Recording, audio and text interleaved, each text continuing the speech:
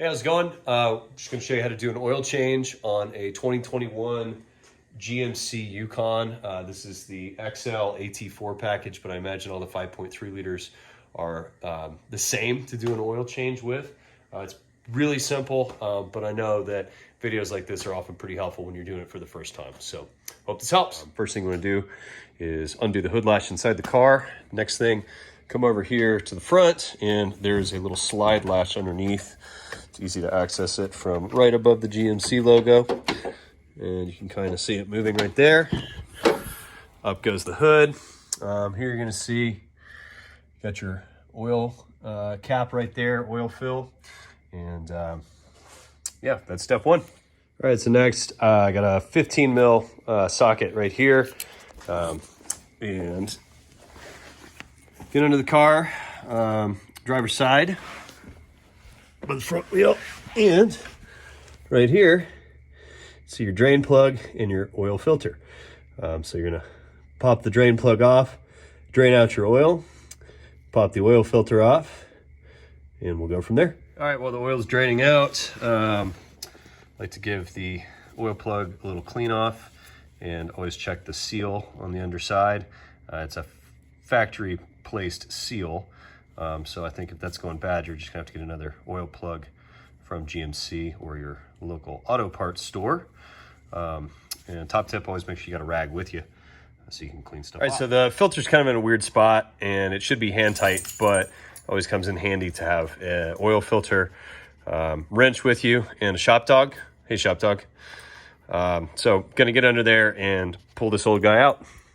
All right, so it took a little bit of prying with this style filter wrench. Found it's a little bit easier to go from underneath the filter and turn this way. Got it to the point where it should be able to loosen it by hand. Oop. Make sure you've got your oil pan underneath.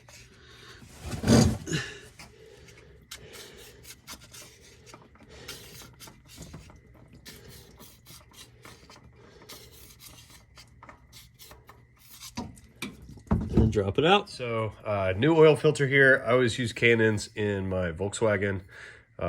So I decided I'm just going to start using them in the wife's GMC. Nice clean filter there. You always want to put a little oil in the filter before you pop it up underneath so that you're not putting an empty filter on there. At least that's what I was always taught. Easiest way to do that is flip it upside down in the box. Grab your oil, in this case 020, and you want to top that up as much as you can. Don't go too quick because it will overflow, but you want to give it time to seep into the filter. All right, so always give it a little gentle pour.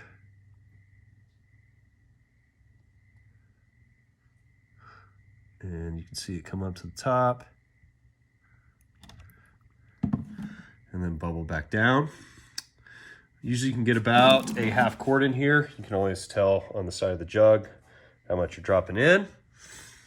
But since this filter mounts perfectly flush straight up and down into the motor, we're going to fill it as much as we can. Take a little oil, lube up that seal, and you're ready to pop this in. All right, if you made a mess like I did earlier when I was dropping that, just make sure you clean up the oil before you put the new filter on. Don't be a slob. And now we are ready to screw the filter in. All right, so we got our filter upside down in the box right there. Pop it out.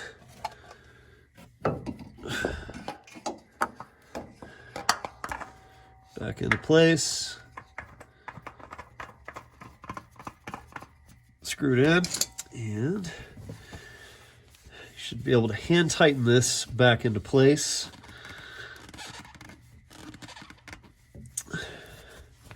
Pretty much until you feel the rubber gasket start to crush. Should be good to go there. Again, wipe everything clean. Now you're ready to pop the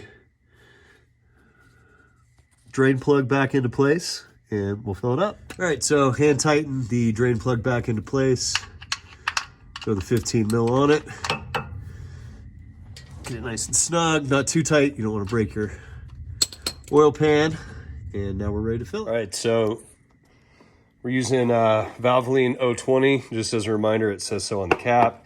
Keep in mind this thing does take 8 quarts if you've got the 5.3 liter. And we've already displaced about a half a quart from this into our oil filter.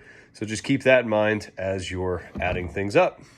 All right, top tip for you, since these things come in 5-quart jugs, a lot of them do, or even 4-quart.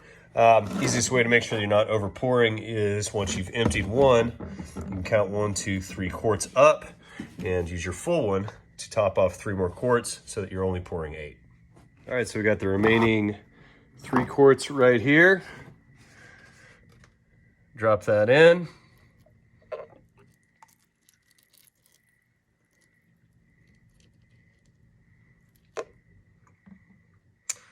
Trusty funnel makes life easier. If you don't have a funnel, just go pick one up at your local auto parts store. All right, once you're done, pull your funnel out, put your cap back on. I always give it a start, let it run for a second, and then we'll check the level on the dipstick. All right, so GMC decided that while the oil filler neck is on this side of the motor, the oil dipstick is on this side. So after you've run the motor for, I don't know, 20, 30 seconds, make sure you shut it off. Always make sure you've got your motor turned off before you check your oil, and we'll pull out the dipstick and see how we did. All right, so pop out the dipstick, your trusty rag with you. Pull it out, give it a clean first.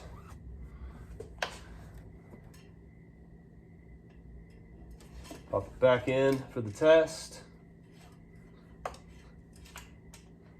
All the way in and out.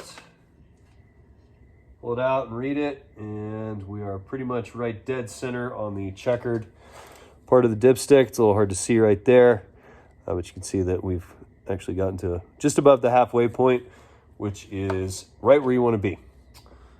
Drop your dipstick back in. Next thing is just reset the oil timer. All right, final step is to reset your oil change reminder, your oil life. To do that, turn on the car. You're gonna see here, change engine oil soon. Well, we just did that, so I'll dismiss you, dismiss the fuel level. I'm gonna go fill up the car. And over here on the right, just click through till you get to the engine oil life.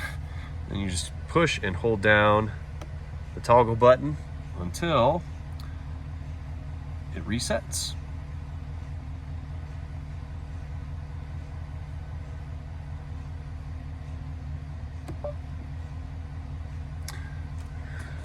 Once you let go of it, it'll reset.